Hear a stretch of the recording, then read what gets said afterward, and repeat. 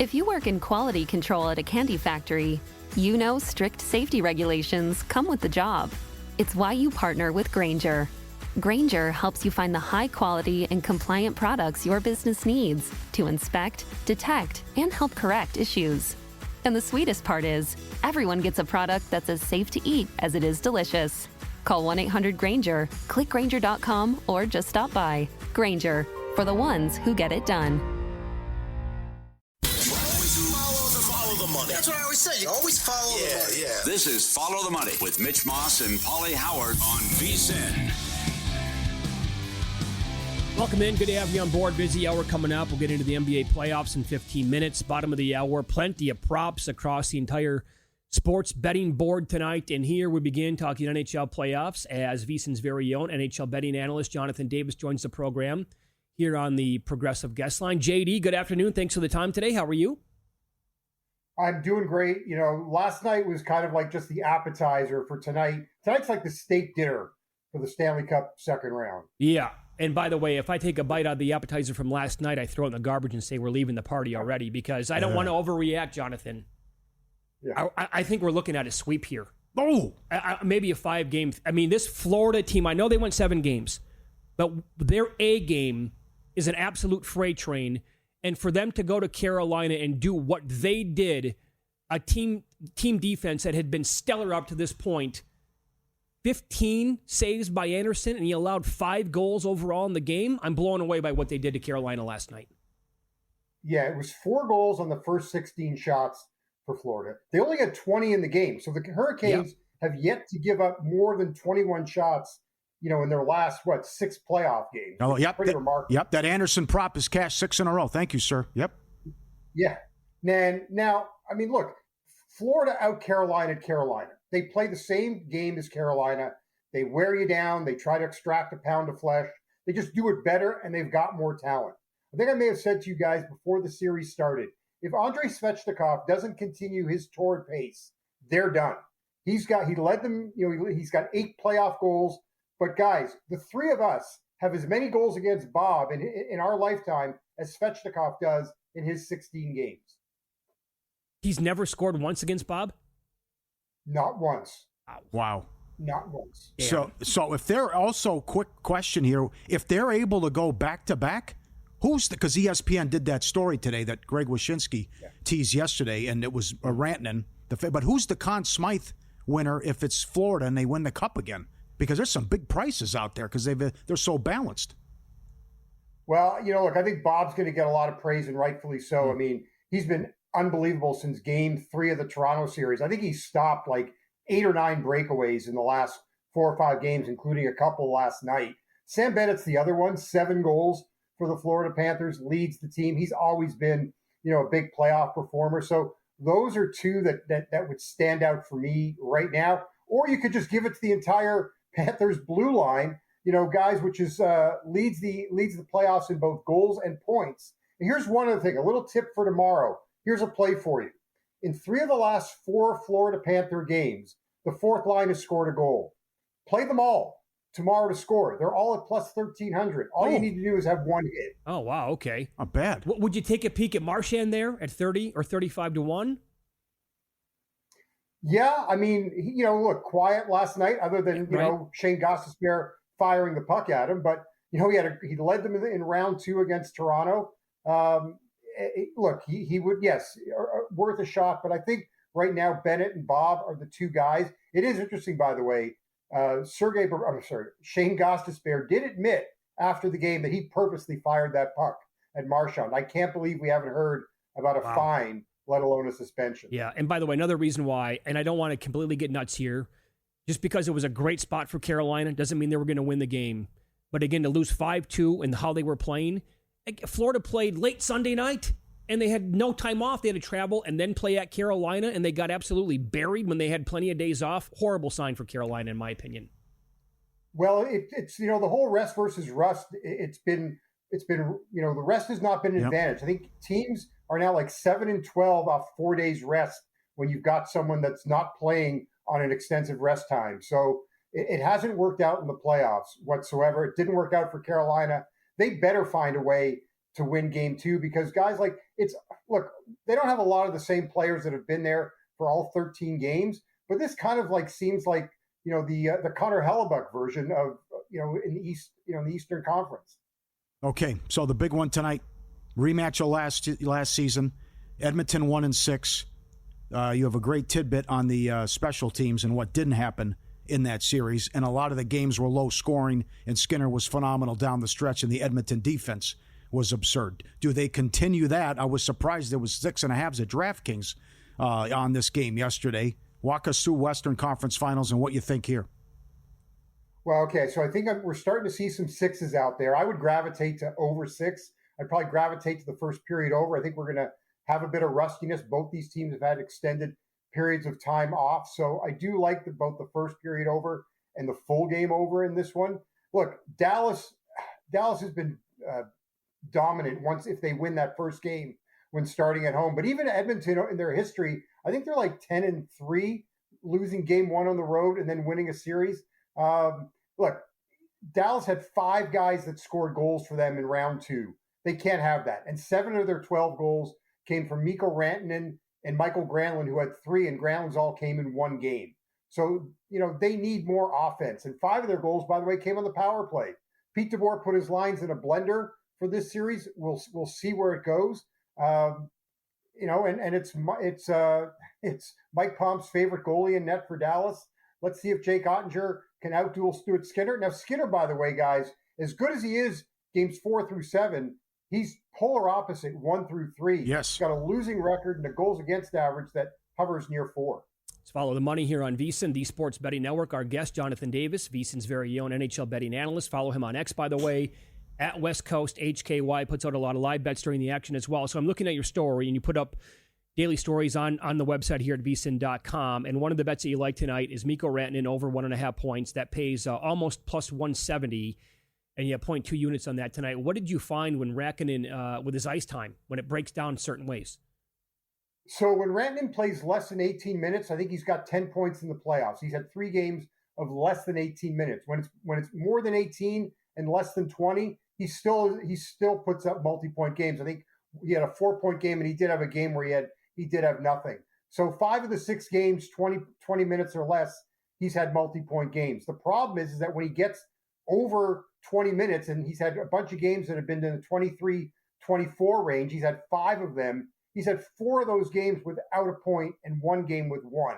So Dallas is going back to 12-6 today, 12 forwards, 6D, and that's really predicated on the fact that their defenseman Miro Heiskanen, felt he wasn't ready to play a full game, for him, 20-plus minutes in the last 2 of the Jets series. He's ready to go. They're going to go with the traditional 12 forwards. It should mean that Rantanen can stay, under 20 minutes for this one, and that's why I like him. Look, he's put up great numbers against the Oilers over his career. He had 6 points in 4 games in their last playoff meeting. I like Rantanen for more than, for over 1.5. And I tweeted something out just on the Oilers side, guys. Zach Hyman, who has only got 3 goals in the playoffs, but has 75 hits. It's remarkable. If I could find a place that takes hit props, I'd be on it. Zach Hyman, guys, 8 goals in his last 6 game ones. Twice he scored the first goal of the game. All right, that's 16, not bad. That's 16-1. Excellent. How about the special teams, which, Dallas didn't score on the special teams the entire series last year. Edmonton's historic penalty kill in that run through the playoffs. The kill's been suspect. It was bad against L.A. And Edmonton, even though they beat VGK, didn't get anything from the power play. Yeah, I mean, look, I think Dallas is going to – I think they have to find a way to score some power play goals in this series. Like I said, they had 5 against Winnipeg. Their power play's been, I think they're 3rd best in the NHL. They were just behind Carolina going into play yesterday. So, yeah, I think that's critical for them just because they've struggled 5-on-5. I would also look, though, for Jason Robertson to have a good series. He has done very well against the Oilers. He had a hat trick when they met back against the Oilers in March. I think, he's needed some time to get healthy after his injury with the last game of the regular season. Like I said, I think Robertson is good to go, and I like him to score tonight. Sorry, Mitch. What's the most juice you'll lay? Because Rantanen is a 220 to have a shot on goal in every game. That seems too good to be true. What do you think? Yeah, I mean, it's realistic to me that he'll have one. I'd have to go back to see how many times he didn't have a shot on goal.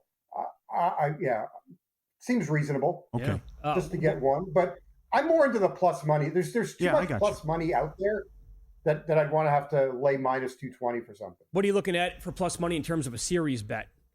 Games overall, like 5.5 over something like that. Under maybe if you want to go with the plus money. What are you looking at there?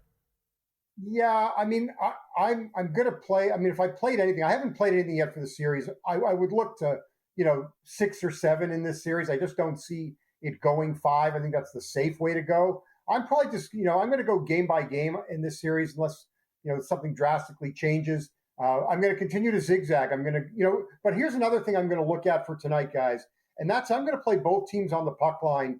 I'll play the dog on the reverse puck line, so both teams at minus 1.5, both at plus money. We're continuing to see games be decided by 2 or more goals. So, hey, it's not necessarily you're going to make a huge profit, but looking at the numbers here, and what are we? We're at 16-10, I think it is, or 17-10. The dog, 17 of the 27 wins by the dog. They've won by 2 or more. The favorite, 30 of their 44 wins, they've won by 2 or more. I think it's worth the plus, just a small plus money wager on both.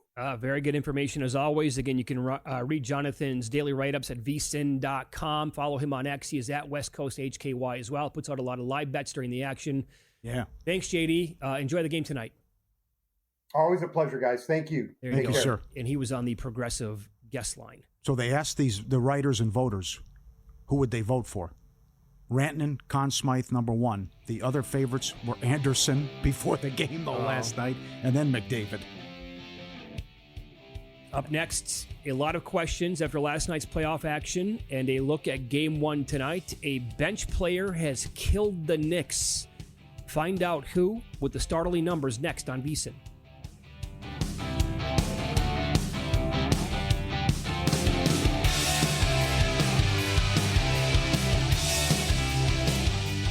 For the ones who get it done, the most important part is the one you need now.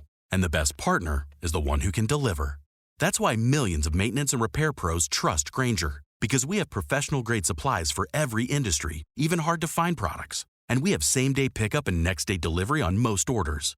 But most importantly, we have an unwavering commitment to help keep you up and running. Call, click Grainger.com, or just stop by. Grainger, for the ones who get it done.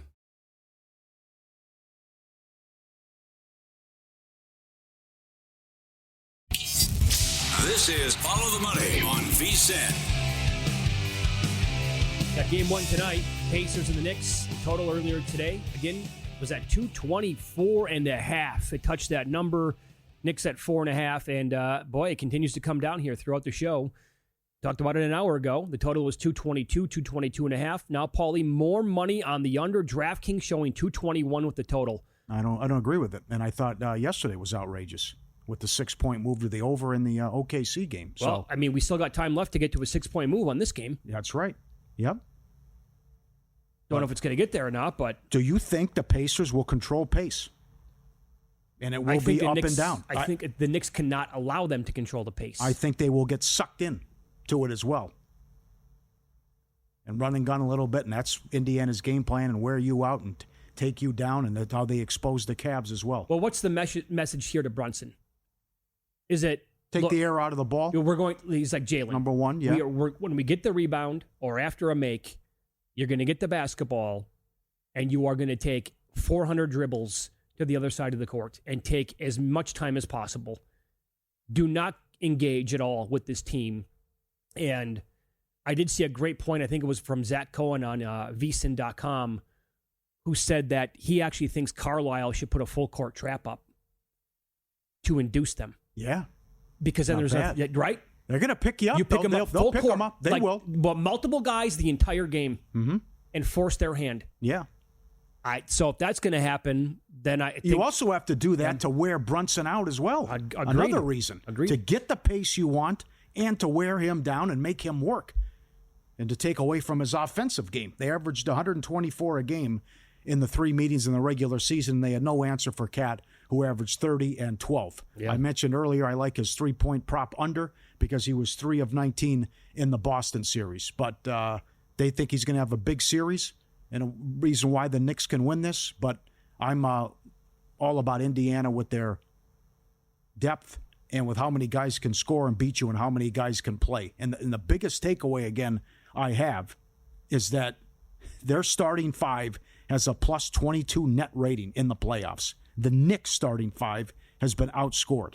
So with that, how they took out the Cavs, and they're 42-16 since January 1st and 48-19 since December 8th.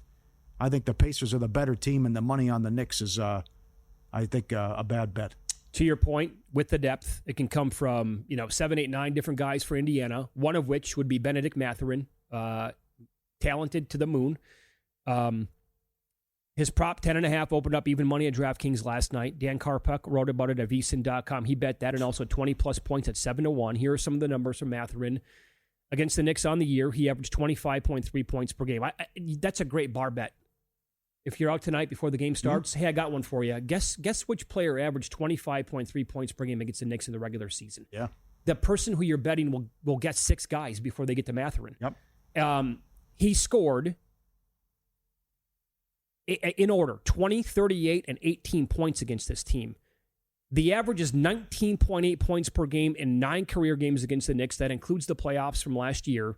And 20-plus points in 3 of 4 games at the Garden overall. I had to bet it. I bet it over 10.5. I didn't get even money. Didn't find that number. The best I could do was minus 110.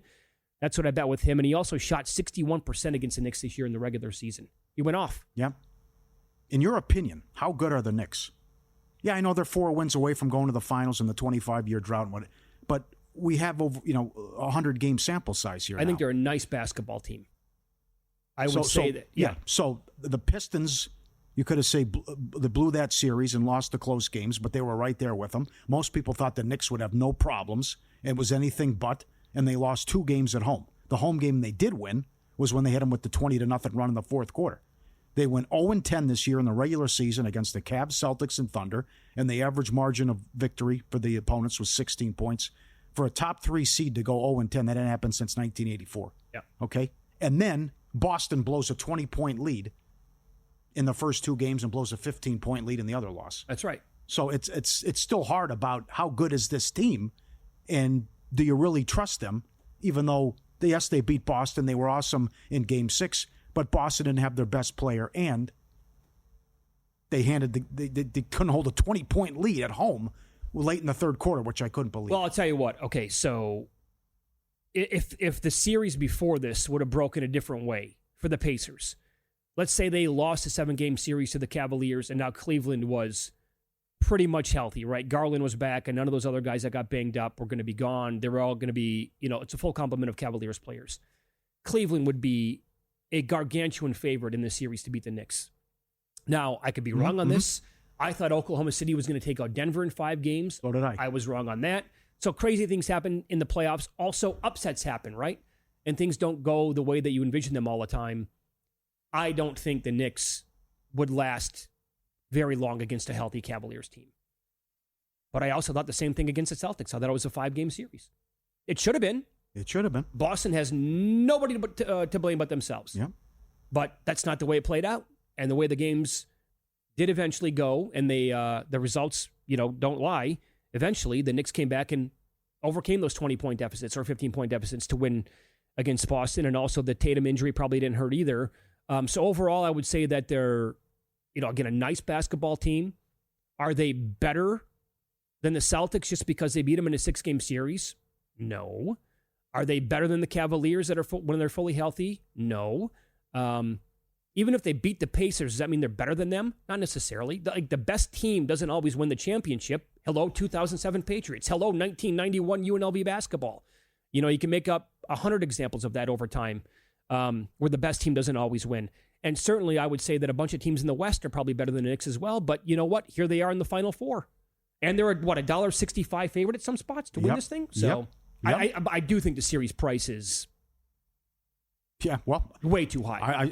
I see a lot of guys, and maybe some of them, the fanboys got the jerseys on, not objective, but a lot of guys on this network, and a lot of guests say Pacers in 5, Pacers in 6, that they're going to take them on, and it's a bad matchup for the Knicks. But regardless, it's going to be rocking tonight. It's great with the Knicks fans that they're here, and it 25 years, ridiculous.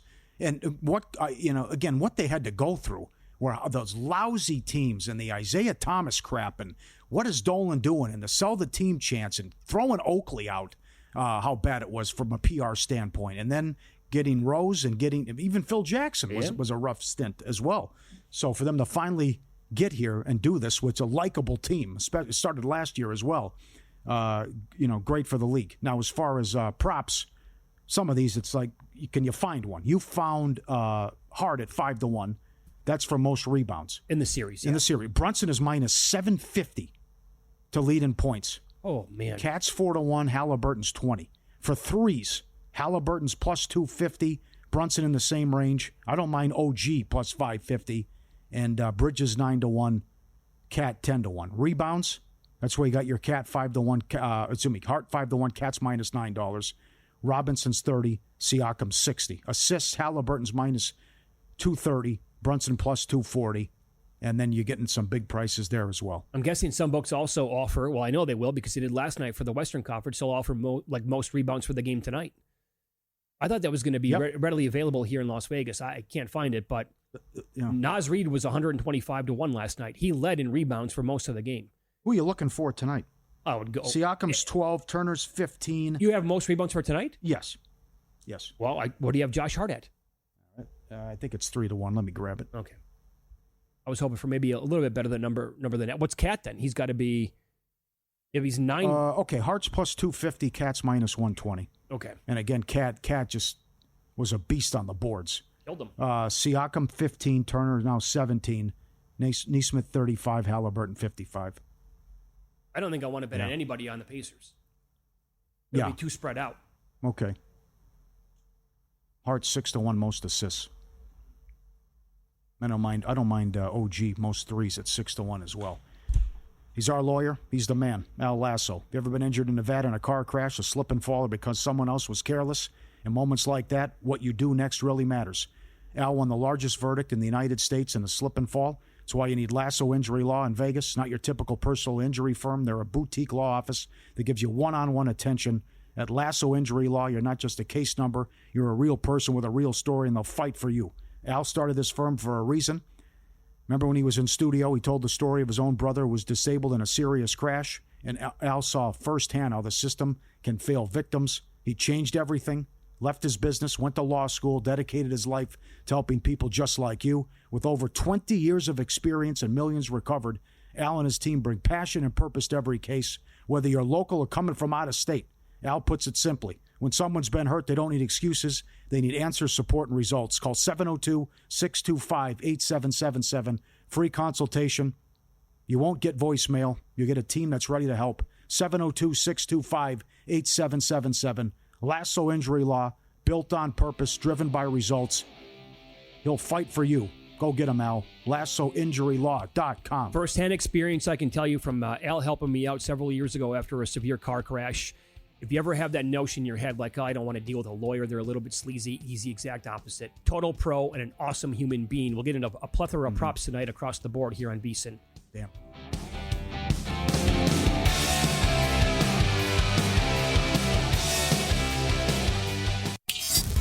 This is Follow the Money on VSiN.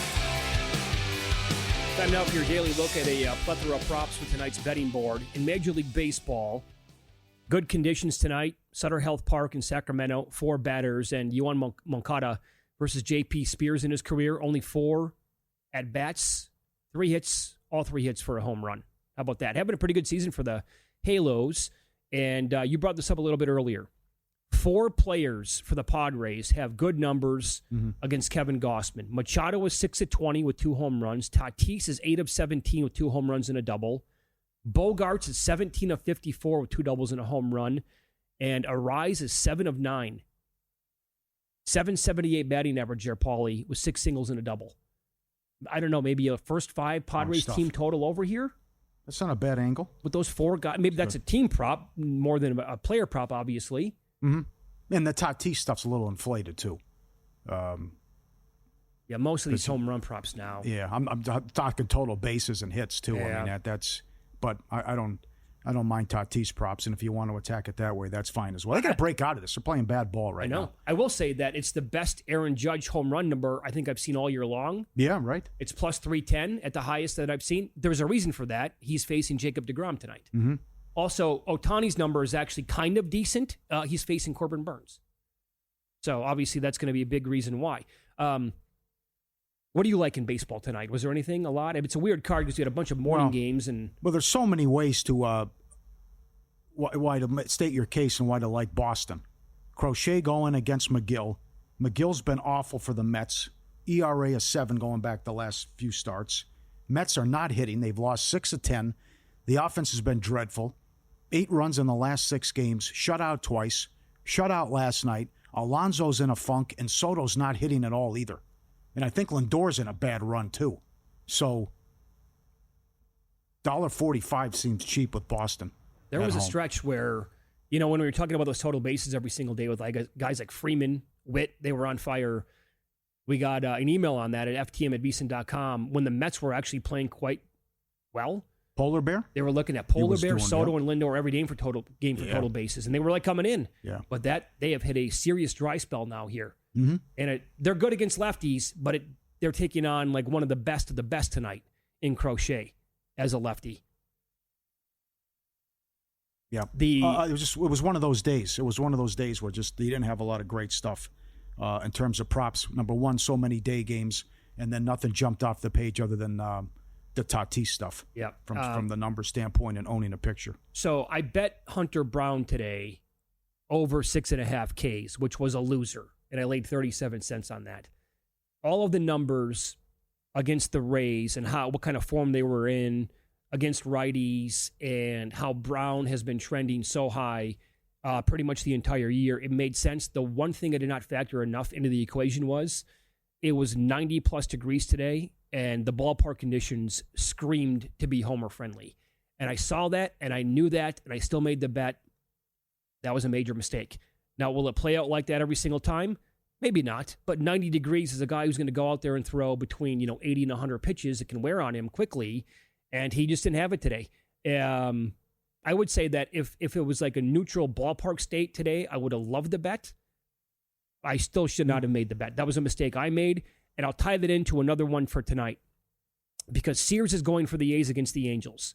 Sears is a lefty.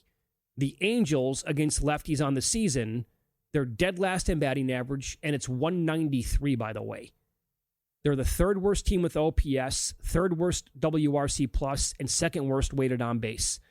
Left-handed starters, small sample size, are 5-1 over their K prop. The only player or pitcher to go under their K prop as a lefty this year was Clayton Kershaw in his first start back. He only struck out 2.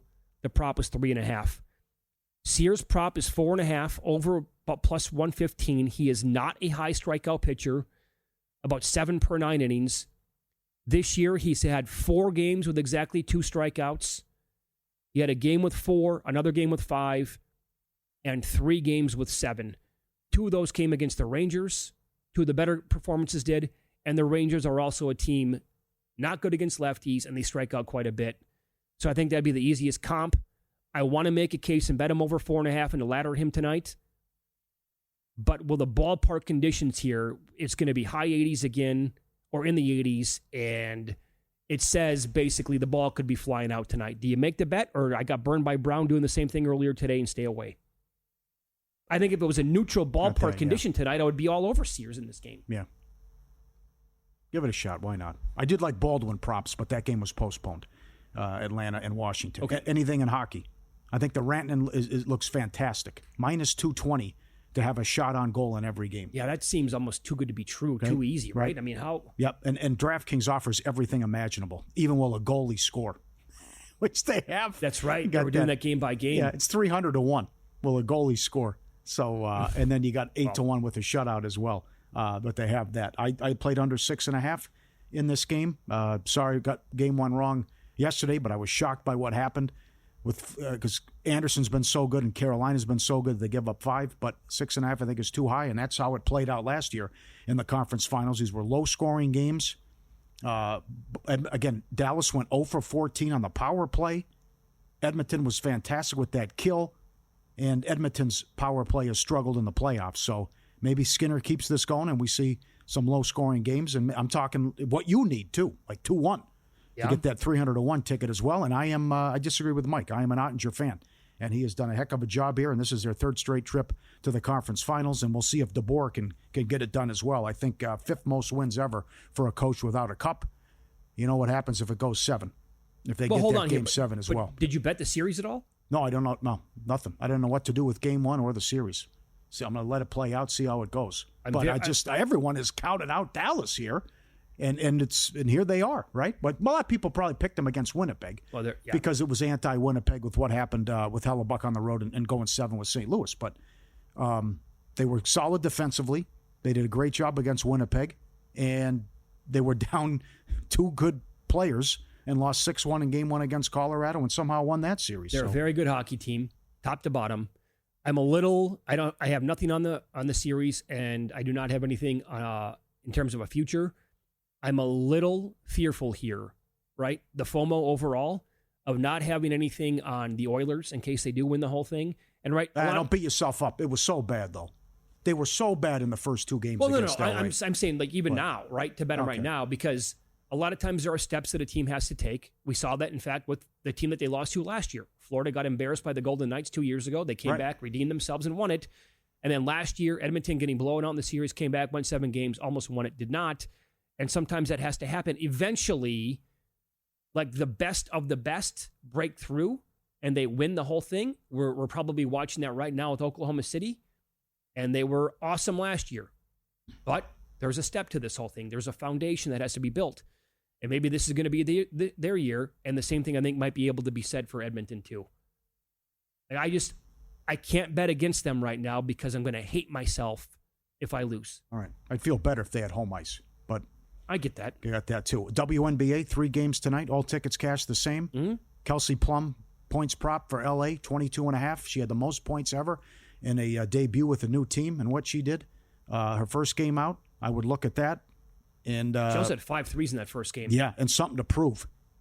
And again, Washington is surprising people, averaging 90 a game, and they're taking on the new team, Golden State, that's supposed to play up-tempo. So that totals 162. That's I think that could go over as well. Keep an eye on that Washington team from a total standpoint. This is also, I think, a pretty good nugget to file away with Plum. She played 40 minutes every single second of the first game. Okay. She came out against Minnesota after the first 15 minutes were played in game number 2. Her coach said, this was the quote after the game, Plum told me after that happened, like, hey, I can play 40. Take me out if I'm doing something wrong, but don't take me out because you think I'm tired. Oh. Kelsey's fitness and strength and conditioning is otherworldly. I know she can play all 40 minutes. So that's something to like, that you want, right? When you're betting positive outcomes here. And she couldn't be that aggressive because of the talent they had with the Aces. That's true. Here it's more you're on a bad team and we count on you. We need you to score. I looked at laddering her threes tonight. The 5+ is plus 225. You can get absolutely nuts and go to 7 or 8. Okay. 7+ is plus 1060. She does have, last year I think it was, she had a game where she made 7 threes. I'm also looking at laddering Collier's rebounding props tonight against Dallas. She's not. They're terrible. Oh, they're bad. They're bad. I've not done that yet, but if you go, and Dallas is a different team, but if you go back to last year, Collier killed this team on the glass. So. And it's already out because Indiana plays Atlanta again tomorrow. Caitlin Clark opens 9.5 assists. Oh, what's the juice? $1.40. Got to go Clark over. Over 9.5 assists tomorrow. Get the G-Bank Visa Signature Card today. Most credit card street sportsbooks gave me transactions and cash advances. That's even when you put your own money on the card. G-Bank treats it as purchases. So you're saving up to 3 to 5% on cash advance fees right there. Apply now, VSiN.com/GBank. We love it. VSiN.com/GBank. Up next, the numbers suggest he's back to his old self, so that probably means he's worth a bet.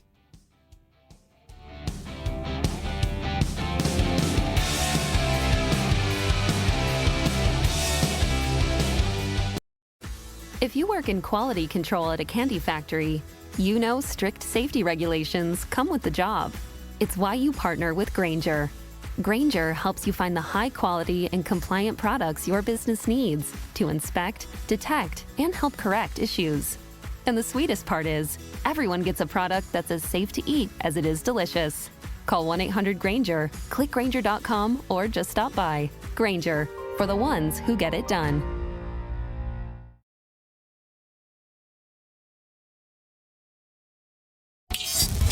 This is Follow the Money on VSiN. Well, coming up in 15 minutes, professional sports bettor Paul Stone's going to join the program. DraftKings released week 0 and week 1 numbers for college football. Paul's got a bunch of bets for week 1 and also a couple of win totals to give out. Can't wait to hear what he likes at that time. Here's who I was talking about before we hit the break there. When I said number suggests that he's back, so that probably means that he's worth a bet.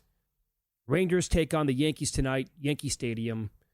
Jacob deGrom in his last start against the Astros, 8 innings, 5 hits, 1 walk, 7 Ks. His last 5 starts, a 1.53 ERA, 2.14 with the FIP, sub-1 whip, 29.5% K rate, swinging strike rate at 15.6%. Like, these are all elite, almost like Jacob deGrom numbers from 3-4 years ago during his peak years, or prime, I should say. I laid 30 cents for him in the first 5. You might want to say, well, how about the under there, buckaroo? Because the Rangers against lefties, they're like bottom 10 in the league in almost every major category. And it's cold. Yeah. Our guy, Richie, just told us they're selling mittens outside Fenway. I mean, it's 13-mile-per-hour winds and 45 degrees, and you saw what happened last night, too. It's bad. It's cold in Minnesota, cold there. It'll be rough. And that's another reason probably for the under, too. But each his own. So I guess maybe I can add the under, but I think that might be on the move a little bit as well with the first 5. But I got to do it. Okay. I mean, I know it's this Yankees lineup, but deGrom, 3 years ago again, he would have been way higher than this against any offense in baseball probably. Got to take the Phillies, too. Number 1, why so low? Why only $2? Why in Colorado 8-40? You know the Phillies are going to hit. And this is getting juicy now with the most wins in May. Twins are losing the second game of the doubleheader. They won the first game, and the Tigers won again. So this is right there now. Great race with Detroit, Philly, and Minnesota for most wins in May. Yeah, so they're sitting at about 205 right now in this game. So money's on the Rockies here. Down to $2. Every time we bring it up here at Circa, more money yet on the Rockies. Yeah. The Phillies were just 205 like a half an hour ago. Not even. Now they're minus $2. The Rockies are 8-40 on the year. Yeah. I mean, how many runs are they going to give? That's the other thing. How many runs are the Phillies going to score? In Colorado, 24 times has been held to 2 runs or fewer. Okay, it's Walker. He hasn't been that bad. Yeah, I would assume at this ballpark against this dreadful team with this elite offense, by the way, against lefties, that's a part of the equation tonight as well. The Phillies against lefties are number 1 overall in baseball with batting average. They are 4th in OPS, 4th in WRC+, 4th in WOBA, and 5th in slugging. What, this kid Palmquist is going to shut down their offense tonight all of a sudden? I don't see it happening. Yeah. With the win, Detroit improves to 33-17. The last time they had records like that, and then the best record in the AL after 50 games, they won the American League. That had to be the Justin Verlander time. At that. And right? that 84 team, that was so good. What were they, 35-5, something like that, what their start was? So I don't think you're overreacting to what happened last night in Carolina. And I still think, Florida minus 240 to win the series looks good. To take them apart like that, and you got to come back with the Anderson prop too, under 23.5 saves. It's 6 in a row. But how they lit him up and then 2 goals on the power play to win that game and score 5 goals, and yet they went 15 minutes without a shot. It's got to be scary. And you already blow home ice if you're Carolina. But I think we're getting a little bit carried away with what happened in OKC, though, because Minnesota missed a ton of wide open shots. For whatever reason, they weren't aggressive. Ann only took 13 shots, 1 in the paint, and then they were sloppy with the ball. So too many turnovers, too many threes, 51 threes. OKC was great in the second half, but now you're seeing OKC as high as minus 250 to win the title and $7 adjusted series price. They were in trouble at halftime because they were only up 4 and it should have been a double-digit lead. SGA was 2 of 13 and Randall went off as well. But I think you're going to get a better performance. You better in Game 2. Finch will figure it out, get more touches for Randall, and do a better job with the threes as DiVincenzo, Nas, Walker, those guys were terrible, and 4 for 24. So the 11 of 39 on open threes will not happen, and I don't think OKC will go 10 of 16 again, which was the case. That's the thing, right? Because you can get open threes against this Oklahoma City defense. It's a very good defense. Yeah, they pack the paint, yeah. Sure. It's very difficult to do that, get down low, and they just don't have the guys down low to exploit that. Like a Rudy Gobert, as I thought before the series started, is going to be potentially useless in offense. Well, I can't stand he defined the word last night. I mean, he can't even get a tip in. He can't even get the rebound, gather, and go up and score. He's so uncoordinated on offense, and he can't dribble. He can't catch the ball. He has no skill on offense at all. So he was going to have to be Hakeem Olajuwon in the series defensively to be out there on the court. And so that's one change. You can sit him if you're Finch. That's one. But here's the thing, right? With those open threes, like that Minnesota will take those threes. And 11 to 39 on open, as you said, wide open threes, which means basically a defender's not even close to the shooter. They were 8 of 30. That's 27%. Oklahoma City was 10 of 13. Now, I want to sit here and tell you, like, they're going to continue to get those shots because you can against Oklahoma City, and they're going to knock them down. But I don't know, because this stuff can be streaky, like I pointed out earlier. P.J. Washington is a career 35 to 36% three-point shooter.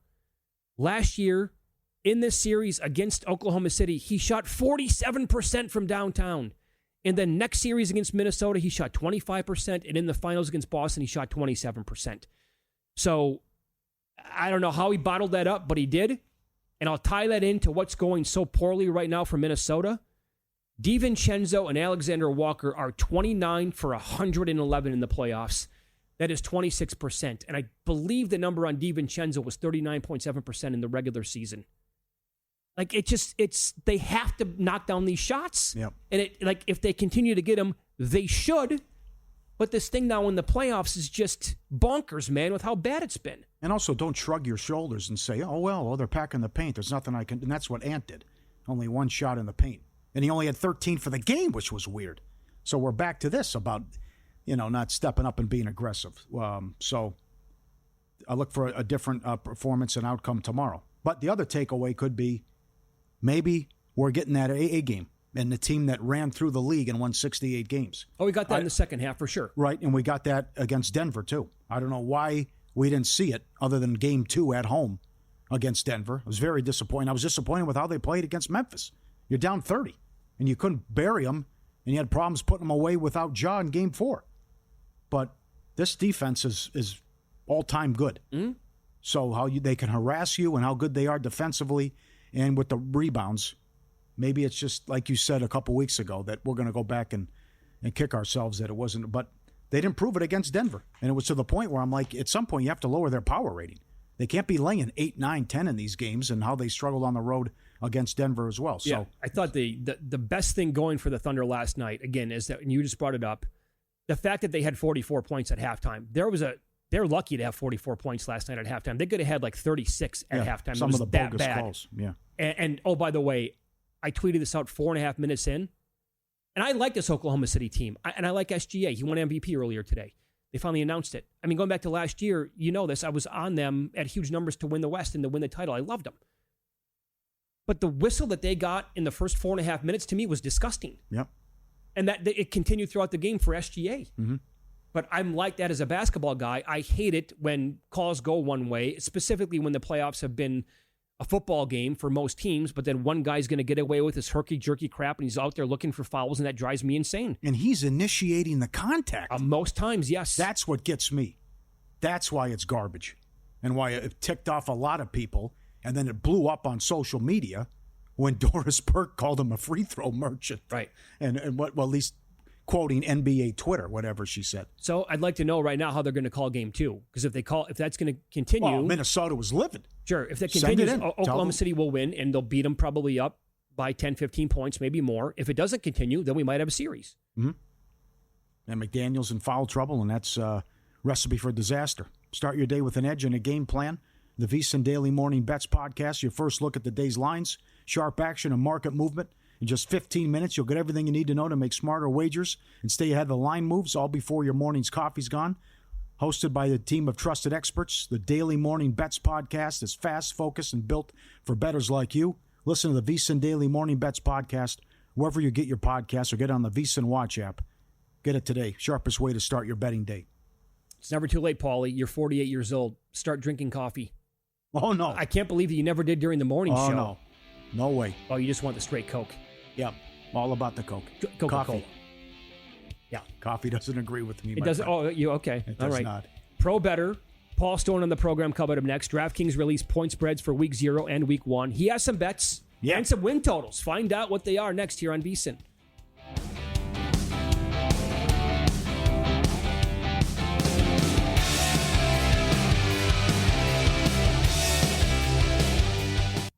If your job at a healthcare facility includes disinfecting against viruses, you know prevention is the best medicine. And maintaining healthy spaces starts with a healthy cleaning routine. Grainger's world-class supply chain helps ensure you have the quality products you need when you need them. From disinfectants and cleaning supplies to personal protective equipment, so you can help deliver a clean bill of health. Call 1-800-GRAINGER, click Grainger.com, or just stop by. Grainger, for the ones who get it done.